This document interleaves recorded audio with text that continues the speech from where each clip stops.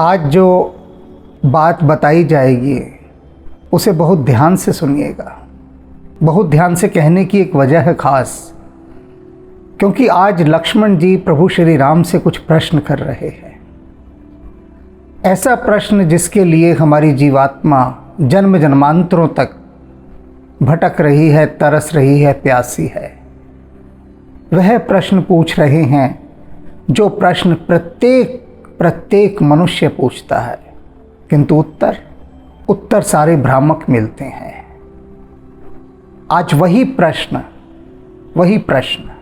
लक्ष्मण जी पूछ रहे हैं प्रभु श्री राम से और राम उत्तर दे रहे हैं।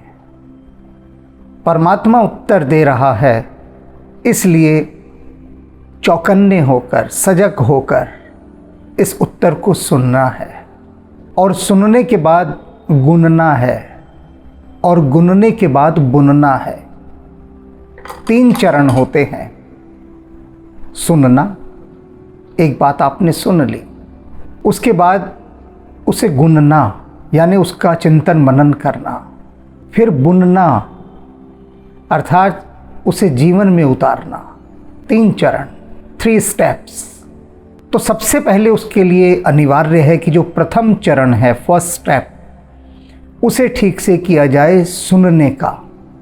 पहली सीढ़ी तो ठीक से चढ़ लो और फिर एक के बाद एक 3 सीढ़ियाँ चढ़नी है। प्रभु श्री राम पंचवटी में बैठे हैं, आराम से सुखपूर्वक बैठे हैं। होगा दिन का समय, बैठे होंगे वृक्ष के नीचे, विश्राम कर रहे होंगे। ऐसे में लक्ष्मण जी उनके पास पहुंचते हैं और पहुंचने के बाद जो बात कहते हैं वहीं आपको ले चलते हैं, स्वयं देख लीजिए। एक बार प्रभ सुख आसीना, सुखपूर्वक एक बार प्रभु बैठे थे। लक्ष्मण बचन कहे छलहीना, लक्ष्मण जी उनके पास गए और बहुत ही सरल वाणी में कहने लगे। छलहीना, कोई छल कपट नहीं था उस वाणी में, उस वाक्य में, उस बात में, और सरल बात अपने हृदय की कही उनके आगे। क्या कहते हैं? सुर नर मुनि सराचर साईं, कहते हैं हे मेरे प्रभु, आप जो हैं देवताओं के, मनुष्यों के, मुनियों के और जितने भी जड़ चेतन हैं उन सभी के स्वामी हैं। मैं पूछूं निज प्रभु की नाई, और मैं आपसे एक बात पूछना चाहता हूं और आपको अपना स्वामी, अपना प्रभु मानकर पूछ रहा हूं, क्योंकि सेवक के प्रश्नों का उत्तर तो उसका स्वामी ही दे सकता है। आप मेरे स्वामी हैं, आपसे ही मैं ये प्रश्न कर रहा हूं, तो इस सेवक को आप उत्तर दीजिएगा। मोहि समझाई कहूँ सोई देवा, सब तजी करो चरण रज सेवा। आप मुझे समझाकर पहले वह बात बताइए जिससे मैं सब तज करो चरण सब सेवा, कि सारे व्यर्थ की बातें छोड़कर मैं आपके चरणों की सेवा में लगा रहूं। पहले तो यह बात, मेरा ध्यान इधर उधर ना भटके, बस आपके चरण रज की सेवा में ही मैं लगा रहूं। तो मेरे स्वामी, एक तो यह बात मुझे बताइए, मेरा मन आप में एकनिष्ठ होकर अनन्य भक्ति पूर्वक लगा रहे।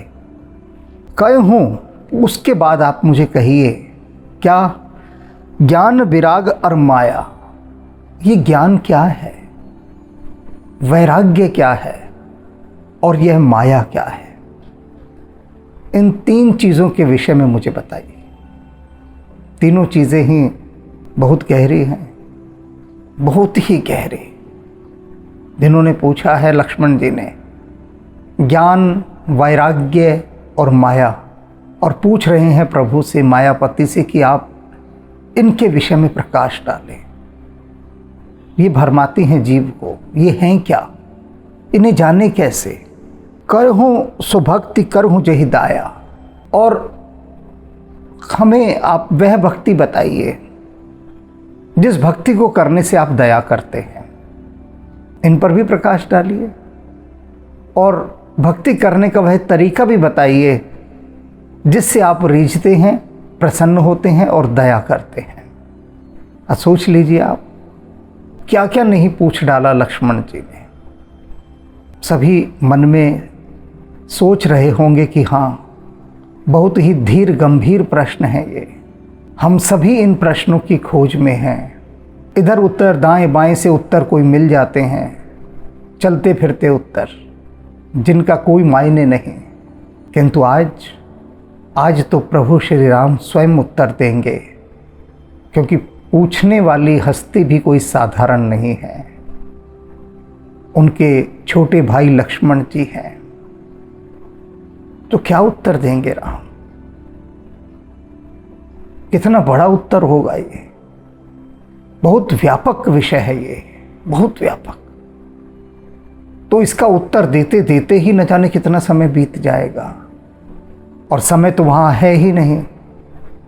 थोड़ा सा समय मिला है लक्ष्मण जी को, पहुँच गए हैं, प्रभु विश्राम में बैठे हैं, बस उतने भर में वो पूछ रहे हैं। अब प्रभु देखते हैं लक्ष्मण की ओर और सोच रहे हैं कि कैसे मैं लक्ष्मण को ये सारे विषय को, इसके सारे प्रश्नों को, इन सारी चीज़ों को समग्रता में मैं इसे समझा पाऊँ।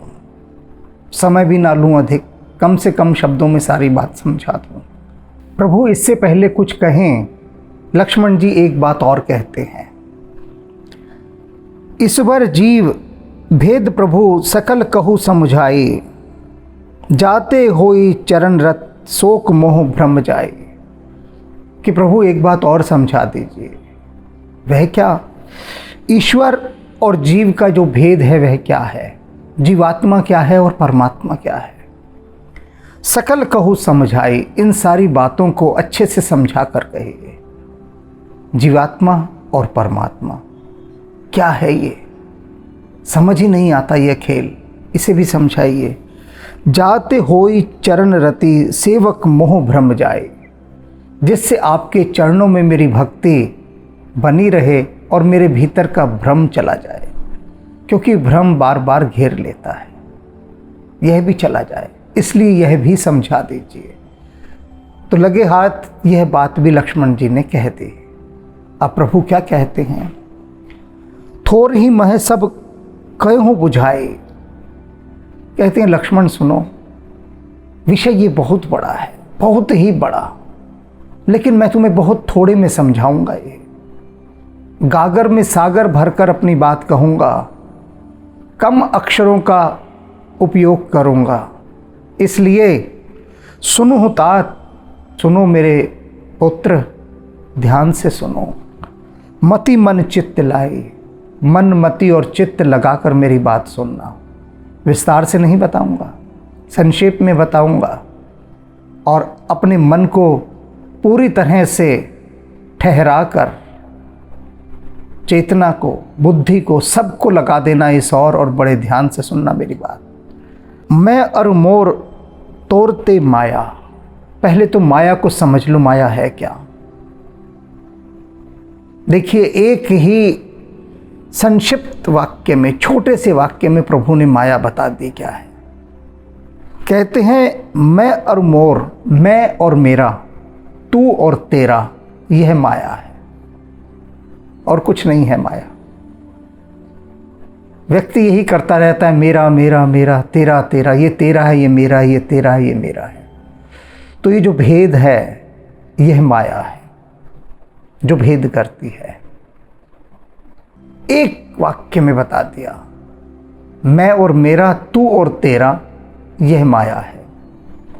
अब देखो, इसी माया से तो सारा झगड़ा खड़ा हो रहा है ना।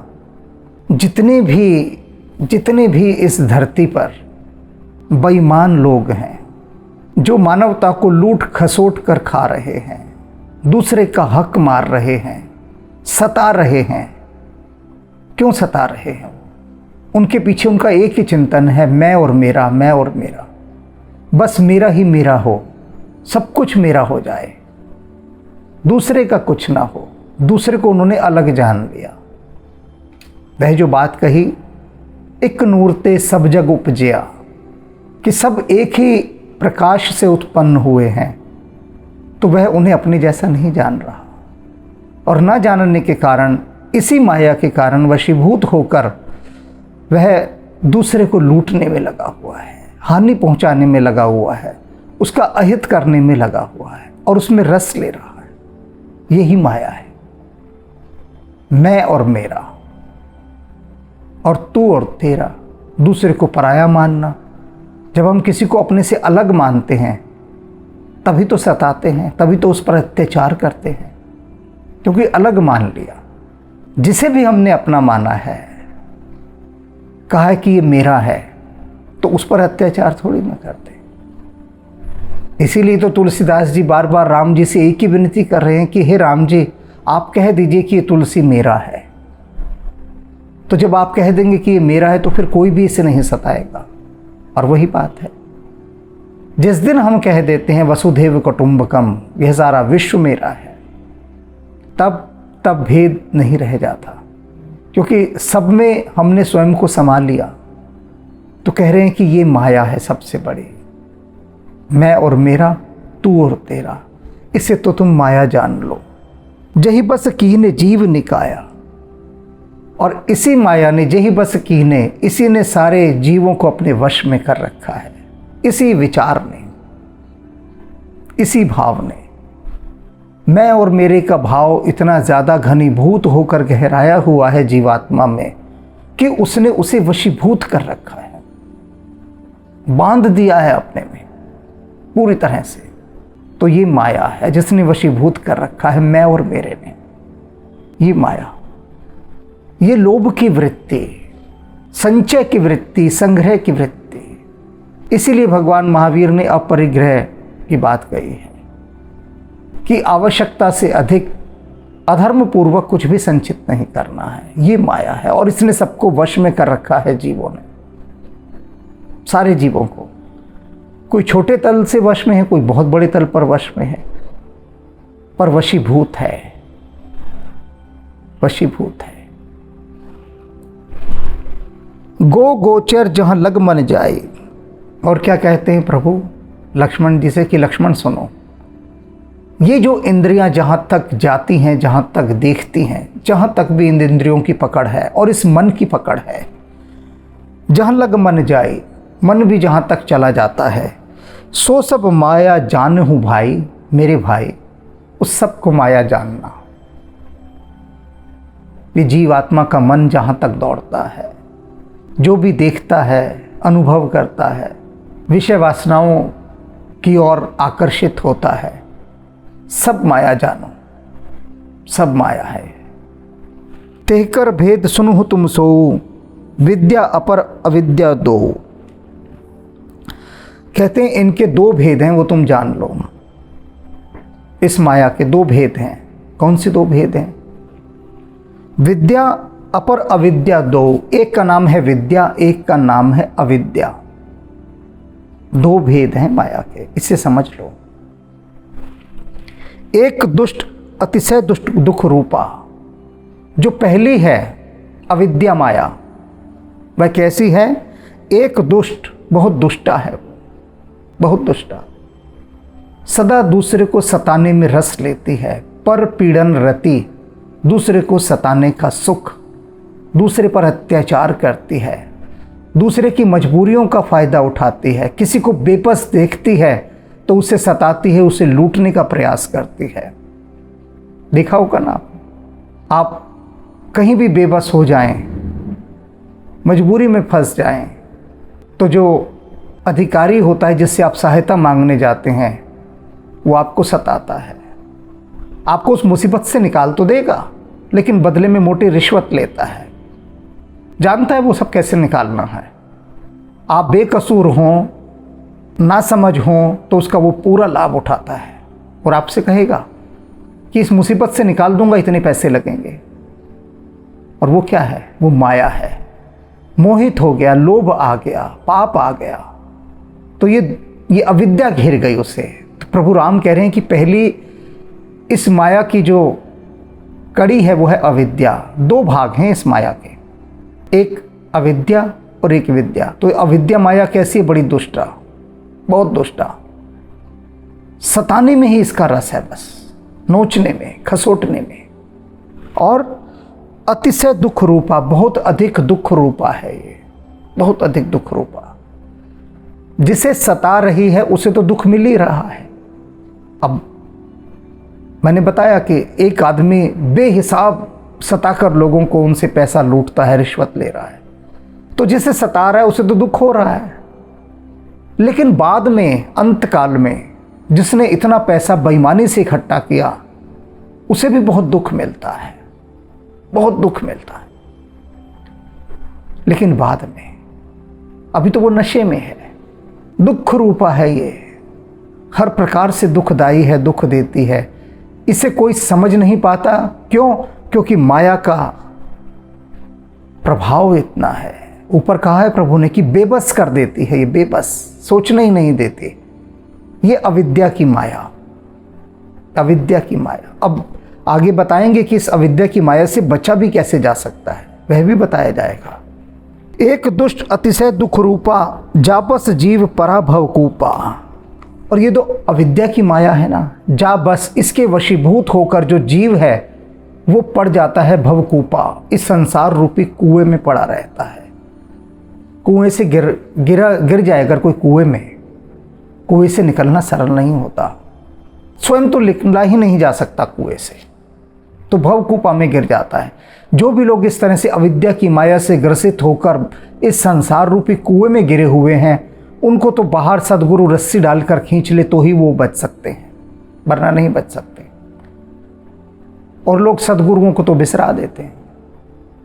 अगर कोई सच्चा मार्गदर्शक आपको वहां से निकालना चाहे उस कुएं से, तो आप उससे नाराज हो जाते हैं, क्योंकि कुएं का सुख इतना मिल रहा है। कुएं को अपना साम्राज्य मान लिया है, और उस कुएं से बाहर निकालने वाले गुरु को ही गालियां देने लग जाते हैं लोग, उसी से मुंह फेर लेते हैं, पीठ फेर लेते हैं। ऐसा होता है, ये अविद्या की माया ऐसी है, बहुत खतरनाक है। कहा है ना, बहुत ही दुष्टा है और दुख रूपा है। अपने शुभ चिंतकों को भी ये गालियां दिलवाती है, उनको भी, जो आपके साथ रूहानी रिश्ता रखते हैं उनको भी ये अविद्या रूपी माया गालियां देती है, ऐसे दूर रखती है। तो ये प्रभु श्री राम लक्ष्मण को समझा रहे हैं कि समझ लो मेरे भाई, ये है क्या। एक रचई जग गुण बस जाके, कह रहे हैं। और जो दूसरी है वो विद्या माया। वो विद्या कैसी है? जो सारे गुणों की रचना करती है, सारे गुण उसमें समाये हुए हैं, बहुत गुणवती है वह माया। प्रभु प्रेरित नहीं निज बल ताके, और वह प्रभु से ही प्रेरित होती है, उसमें अपना कोई बल नहीं होता, प्रभु से ही प्रेरित होती है, अपना बल नहीं है उसमें। वो माया क्या करती है? वो भक्ति देती है। कहते ना, राम कृपा बिन सुलभ न सोई, राम से ही प्रेरित होती है। तो प्रभु कह रहे हैं कि वो जो विद्या की माया है उसका अपना कोई बल नहीं है, वो राम से ही, यानी मुझसे ही प्रेरित होती है। ज्ञान मान जहां एक हो नाही, और ये कैसी माया है विद्या रूपी माया? जहां पर ज्ञान मान जहां एक हो नाए, ना कोई अहंकार है ना ज्ञान है, अपना कुछ मानती नहीं, वो किसी चीज़ का अहंकार नहीं करती, स्वयं को ना कुछ समझती है, कुछ गणना ही नहीं करती अपनी, इतनी विनम्र होती है यह माया। देख ब्रह्म समान सब माहे, सब में उसी ब्रह्म को देखती है, सभी को समान मानती है, भेद बुद्धि नहीं रखती, भेदभाव नहीं रखती। ये माया बहुत प्यारी है, बहुत प्यारी, विनम्र, सात्विक। कहीं ही तात सो परम विरागी। हे पुत्र, बात सुनो, विरागी को जान लो, वैराग्य क्या है। तुमने यह भी पूछा है ना कि वैरागी कौन होता है, वैराग्य क्या है, उसे भी जान लो। तृण सम सिद्धि तिन गुण त्यागी, जिसने सभी सिद्धियों को और सारे गुणों को, त्रिगुणात्मक सृष्टि है ये, सत रज तम सारे, और जितनी सिद्धियां हैं उन सभी को जो तिनके के समान त्याग दे, उसे वैरागी समझो तुम। अर्थात न उसे सिद्धियों का लोभ हो, न किसी गुण का लोभ हो, न यह लोभ हो कि लोग मुझे तामसिक कहें, राजसिक कहें, सात्विक कहें। सत्य रज तम, जिसे अच्छा कहलवाने का भी लोभ ना हो, उसको भी वो त्याग दे जो, उसे वैरागी समझना तुम। ये वैराग्य है बस। माया ईस ने आप कहूँ, जान कहिए सो जीव, बंद मोक्ष प्रद सर्व पर माया प्रेरक शिव। अब कहते हैं जीव किसे जानना चाहिए। जीव भी तुमने पूछा कि जीव क्या है, जीवात्मा क्या है, परमात्मा क्या है, यह भी तुमने पूछा है लक्ष्मण, तो उसे भी जान लो। माया ईस न आप कहूँ, जान कहिए सो जीव। जो माया को, ईश्वर को और अपने स्वरूप को नहीं जानता वह जीव है। फिर से समझना, ऐसी आत्मा जो न स्वयं को जानती है, न परमात्मा को जानती है और न माया को ही जानती है, उसे जीव कहते हैं, जो भ्रम में फंसी हुई है। सबसे पहले प्रभु ने कहा कि जो माया को नहीं जानता वह जीव है। जिसने माया को जान लिया, जिसने जान लिया, माया को जानते ही वह परमात्मा को जान लेता है। परमात्मा को जानते ही वह निज स्वरूप को जान लेता है कि अरे मैं तो वही हूं, अहम ब्रह्मास्मि। और वही जीवात्मा है जो माया के चक्रव्यूह में फंस गई है। जीव क्या है? जो न स्वयं को जानता, न परमात्मा को जानता और न माया को जानता। अज्ञान ही जीव है, जीव ही अज्ञान है, ये जीवात्मा है। बंद मोक्ष प्रद सर्व पर, कहते हैं माया को जन्म देने वाला, माया प्रेरक, माया को प्रेरणा देने वाला, बंधन देने वाला और मोक्ष देने वाला वह परमात्मा है। जीवात्मा और परमात्मा जानना चाहा ना तुमने, तो परमात्मा क्या है? जो माया को जन्म देता है और बंधनों को जन्म देता है और उसके बाद मोक्ष, मुक्ति को देता है। जिसके हाथ सब कुछ है, जो करतार है, वह परमात्मा है। आगे प्रभु समझाते हुए कह रहे हैं लक्ष्मण को कि सुनो लक्ष्मण, धर्म ते विरति, जब जीवन में धर्म का प्रवेश होता है ना, तो वैराग्य आता है। धर्म से क्या मिलता है? वैराग्य। योग ते ज्ञाना, और जब आदमी योग में जाता है तो उसे ज्ञान की प्राप्ति होती है। योग मार्ग ज्ञान मार्गीय है, उसे ज्ञान मिलता है। और धर्म के पथ से उसे वैराग्य मिलता है। ज्ञान मोक्ष प्रद वेद बखाना, और ज्ञान जो है वो मोक्ष प्रदान करता है, ऐसा वेद कहते हैं।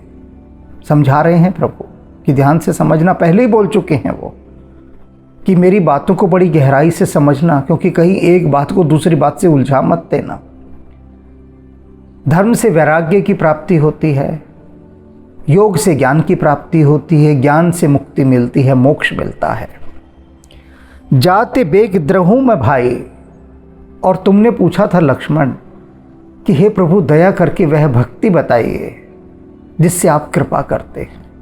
वह भक्ति कैसी भक्ति है वह? तो सुन लो लक्ष्मण, जाते बेग द्रहूं मैं भाई, जिससे मैं जल्दी द्रवीभूत हो जाता हूं। क्या है वह? वह जान लो। सोमम भक्ति भगत सुखदाई, वह है मेरी भक्ति, और उसी भक्ति से भक्त को सुख मिलता है। केवल भक्ति, भक्ति ही वह तत्व है जिससे मैं तत्काल प्रसन्न हो जाता हूँ, द्रवीभूत हो जाता हूँ, दया करता हूँ। भक्ति न धर्म से न ज्ञान से, किसी से नहीं। योग करते रहो,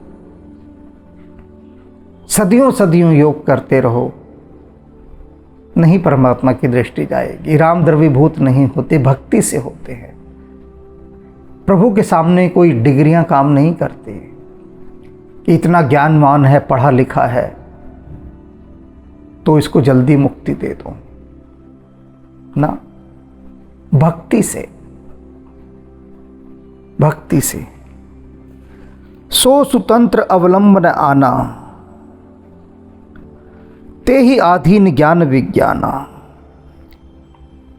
कह रहे हैं ये जो भक्ति है ना, परम स्वतंत्र है भक्ति। सो सुतंत्र अवलंबन आना, वो किसी का सहारा नहीं मांगती, किसी के सहारे नहीं टिकी होती। भक्ति इतनी परम स्वतंत्र है। और ते ही आधीन ज्ञान विज्ञाना, और ये जो ज्ञान और विज्ञान है, ये धर्म है, ये सब भक्ति के अधीन है। सब भक्ति की महिमा बता रहे हैं प्रभु। ज्ञान विज्ञान वैराग्य ये सब भक्ति के अधीन है। भक्ति परम स्वतंत्र है। अब आप सोच रहे होंगे कि ज्ञान और विज्ञान सब भक्ति के अधीन है। हाँ, काशी के उस समय के सबसे बड़े पंडित ने रामकृष्ण परमहंस से कहा था, जब वो मिले उनसे, बोले कि हे ठाकुर, ये जो वेद उपनिषद, इनका जो ज्ञान है, मैंने सब पढ़े हैं वेद उपनिषद। पंडित है तो पढ़े ही होंगे, महापंडित थे वे। तो वे महापंडित क्या कहते हैं रामकृष्ण परमहंस को, कि मैं ये देख रहा हूं और अनुभव भी कर रहा हूं कि जितने भी वेद हैं या जितना भी इस धरती पर ज्ञान विज्ञान है, वह सब आपके नाखून के मैल के बराबर है। सोचा क्या कहा उसने, किससे कहा? एक अनपढ़ बेपढ़ रामकृष्ण परमहंस से कहा, जिन्हें पढ़ना लिखना नहीं आता था, बोलना भी ढंग से नहीं आता था। रामकृष्ण परमहंस को हकलाकर तुतलाकर बोलते थे। अपने तरह के अष्टावक्र थे, अपने तरह के, बिल्कुल बेढंगे, कपड़े भी नहीं पहने जाते थे ढंग से, कपड़े भी गिर जाते थे सारे, निर्वस्त्र हो जाते थे। उनके लिए कह रहे हैं वे महापंडित काशी के, कि आपके नाखून के जो मैल है, बस उतने बराबर है ये वेद पुराण उपनिषद और पूरी धरती का जितना भी ज्ञान भंडार है सब। दूसरा उदाहरण भी दे देता हूं, कबीर साहब, मसी कागद छुओ नहीं कलम गही नहीं हाथ।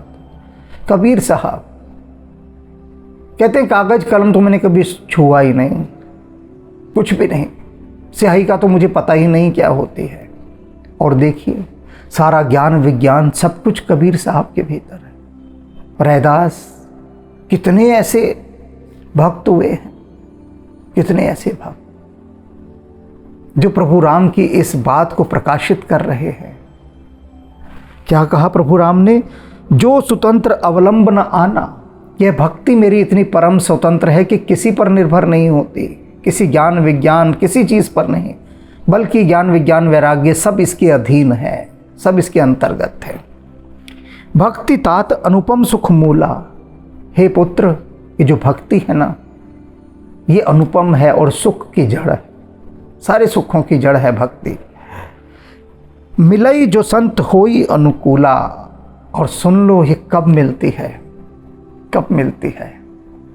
जब संत मिलते हैं, अनुकूल होते हैं, तब मिलती है, वैसे नहीं मिलती। एक व्यक्ति मेरे पास आता था बहुत सत्संग करने, समझ लीजिए कि हर दूसरे तीसरे दिन घंटों सत्संग करके जाता था मेरे पास, कभी अपने पास बुला लेता था।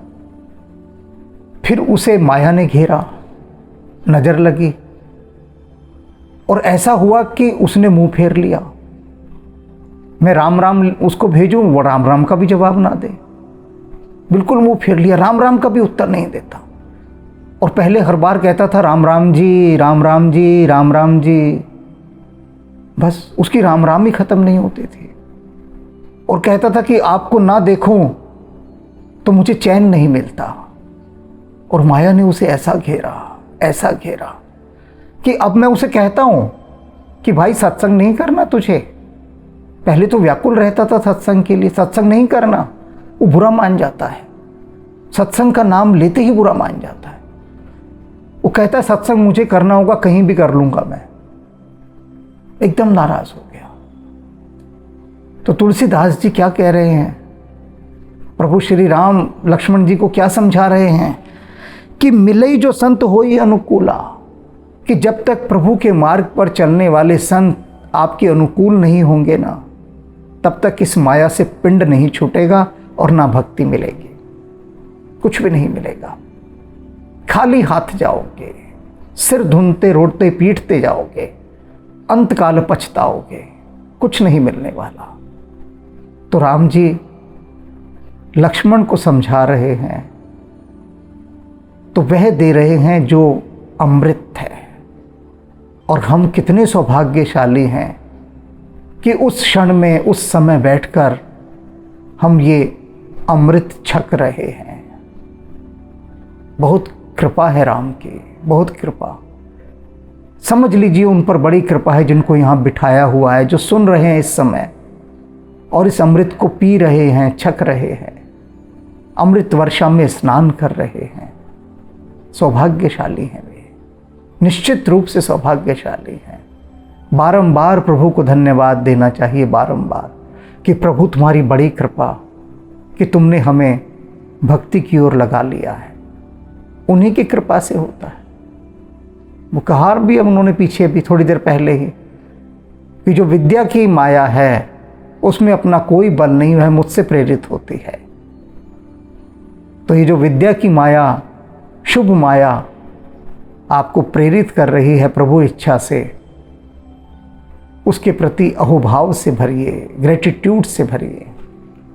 तो सार संक्षेप आज की बात का बस इतना ले लीजिए कि जो भी आपको भक्ति की मार्ग की ओर लेकर जा रहा है, जो आपको सत्संग कराना चाह रहा है, सत्य का संग, वास्तव में आपको ईश्वर की ओर उन्मुख कर रहा है, प्रेरित कर रहा है, रूहानी रास्ते पर लेकर जा रहा है, उसके प्रति शुक्राने का भाव रखें।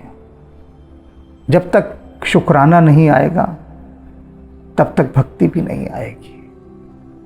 भक्ति के लिए शुक्राना आवश्यक है। जो आपको रूहानी रास्ते पर ले जाए उसकी तरफ पीठ मत कर लीजिए, मुंह मत फेर लीजिए, उसे गालियां मत दीजिए, नहीं तो अपना यह लोक और परलोक दोनों बिगाड़ लेंगे। राम सिया राम जय जय राम, राम सिया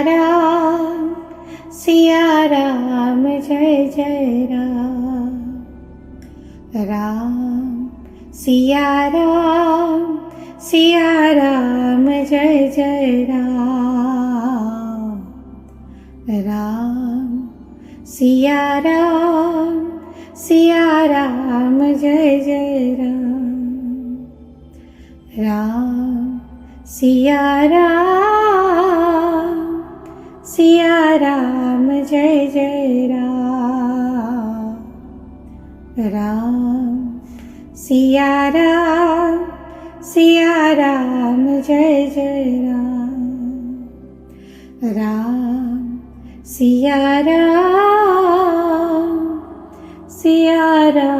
जय जय राम, राम सिया राम जय जय राम, राम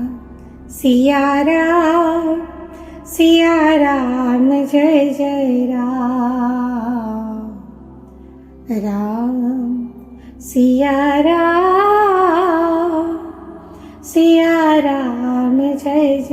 राम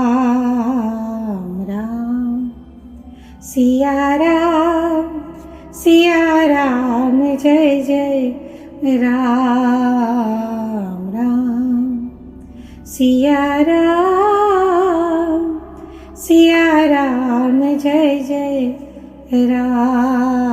राम, राम सिया राम जय जय राम, राम